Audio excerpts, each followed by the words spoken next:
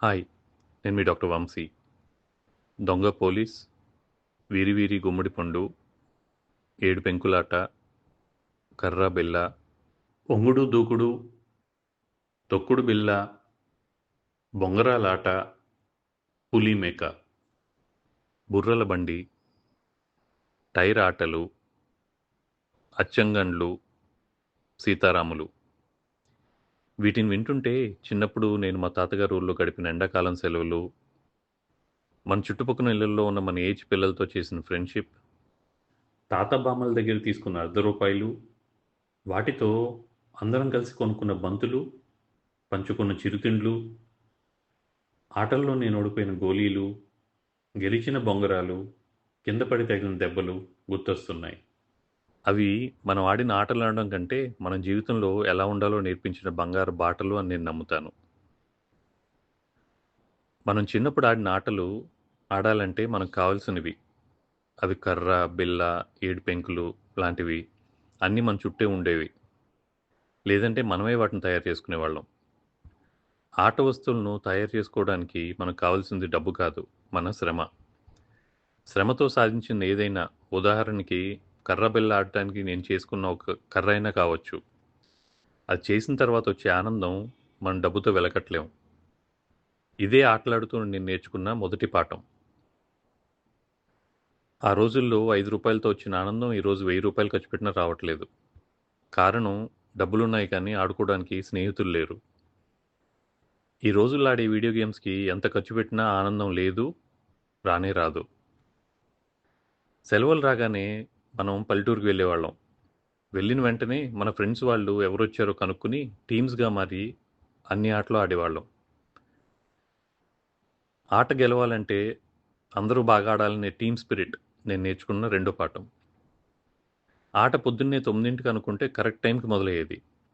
ఆ టైం తెలియడానికి ఆ రోజుల్లో సెల్ ఫోన్స్ లేవు. డిసిప్లిన్ ఆటల్లో నేను నేర్చుకున్న మూడో పాఠం. జీవితంలో గెలుపు కంటే ఓటములు ఎక్కువ ఉంటాయని మనకు పరిచయం చేసిన ఆట వైకుంఠపాలి, స్నేక్స్ అండ్ ల్యాడర్స్. ఈ జనరేషన్ ఫేస్ చేసిన బిగ్గెస్ట్ ప్రాబ్లం ఫెయిల్యూర్ని హ్యాండిల్ చేయలేకపోవడం.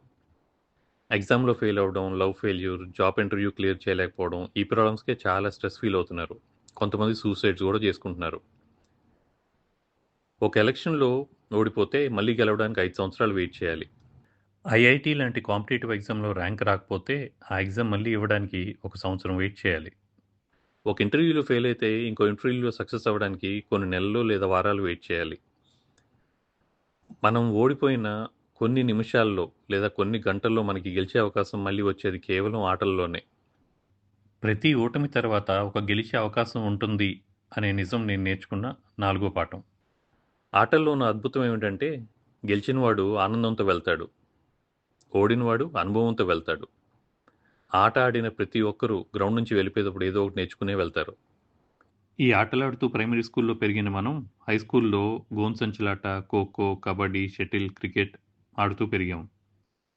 ఒక ఆట గెలవాలంటే ప్రతి టీంకి ఒక లీడర్ అవసరమని, మనం ఆ లీడర్ని నమ్ముకుంటే ఓటమిని మన దరి చేరకుండా చూసుకుంటాడనే లీడర్షిప్ క్వాలిటీ నేను నేర్చుకున్న ఐదో పాఠం. గెలవడం, ఓడవడం ఇంపార్టెంట్ కాదు, అన్నిటికంటే ముఖ్యం ఆడడం అని తెలుసుకున్నాను. ఆట ముగిసిన తర్వాత మనం ఓడిపోతే నెట్ దగ్గరికి వెళ్ళి గెలిచిన వాళ్ళని కంగ్రాచులేట్ చేయాలనే గొప్ప సంస్కృతిని అలవాటు చేసేవి ఆటలు. అలా కంగ్రాచులేట్ చేయడం వల్ల జెలసీ పోయి మనం కూడా గెలవాలి అని ఇన్స్పైర్ అవుతామనేది నేను నేర్చుకున్న ఆరో పాఠం. మన జట్టు ఆడేటప్పుడు గ్రౌండ్లో ఉన్న మన సపోర్టర్స్ కులం, మతం, ప్రాంతం, రంగు, ధనం ఇవేమీ సంబంధం లేకుండా మనల్ని ప్రోత్సహిస్తారు. యూనిటీ ఇన్ డైవర్సిటీ అనేది నేను ప్రత్యక్షంగా చూసి నేర్చుకున్న ఏడో పాఠం. మనం ఆటలు గెలవాలనే ఆడతాం, కానీ ఆ ప్రాసెస్లో ఫిజికల్ హెల్త్ ఇంప్రూవ్ అవుతుంది, స్టామినా పెరుగుతుంది, రిఫ్లెక్సెస్ చాలా షార్ప్ అవుతాయి. ఆటలాడేటప్పుడు రిలీజ్ అయ్యే ఎండార్ఫిన్స్, డోపమిన్, సెరోటోనిన్ అనే హార్మోన్స్ వల్ల మనకు మోటివేషన్, ఫోకస్, లెర్నింగ్ స్కిల్స్ పెరుగుతాయి. స్ట్రెస్, యాంగ్జైటీ తగ్గుతాయి. మంచి నిద్ర పడుతుంది. అరుగుదల పెరుగుతుంది. ఒబిసిటీ రాదు. ఎండల్లో మనం ఆడే ఆటలు విటమిన్ డి3 డెఫిషియన్సీని దూరం చేస్తాయి. ఎన్ని పాఠాలను మనకు నేర్పించి మనల్ని లైఫ్లో సక్సెస్ఫుల్గా నిలబెట్టిన ఆటలను మనం మన పిల్లలకు దూరం చేస్తున్నాం. ఈ రోజుల్లో మన ఎడ్యుకేషన్ సిస్టంలో స్పోర్ట్స్ ఆర్ట్స్ ఉండట్లేదు. ఇంకా గట్టిగా మాట్లాడితే అపార్ట్మెంట్‌లను స్కూల్‌గా మారుస్తున్న ఈ రోజుల్లో ప్లే గ్రౌండ్స్ గూడా ఉండట్లేదు. స్కూల్స్‌లో ఉన్న క్రికెట్ గ్రౌండ్, బాస్కెట్‌బాల్ కోర్ట్ వాడక చాలా స్కూల్స్‌లో అలంకారాలుగా మిగిలిపోతున్నాయి. ఈ తప్పు ఇలాగే కొనసాగితే team spirit, leadership quality, real life skills, failures, కంపానియన్‌షిప్‌ని మన పిల్లలకి నేర్పించేదెవరు?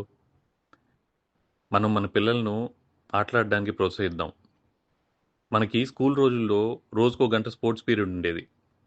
మనం మన పిల్లలతో రోజు కుదరకపోయినా కనీసం వారానికి ఒక గంటైనా ఆడదాం. ప్లేగ్రౌండ్ మన దగ్గరలో ఉంటే స్పోర్ట్స్‌ని ఎంకరేజ్ చేద్దాం. ప్లేగ్రౌండ్ మన దగ్గరలో లేకపోతే క్యారమ్స్, చెస్ లాంటి ఆటలైనా ఆడదాం.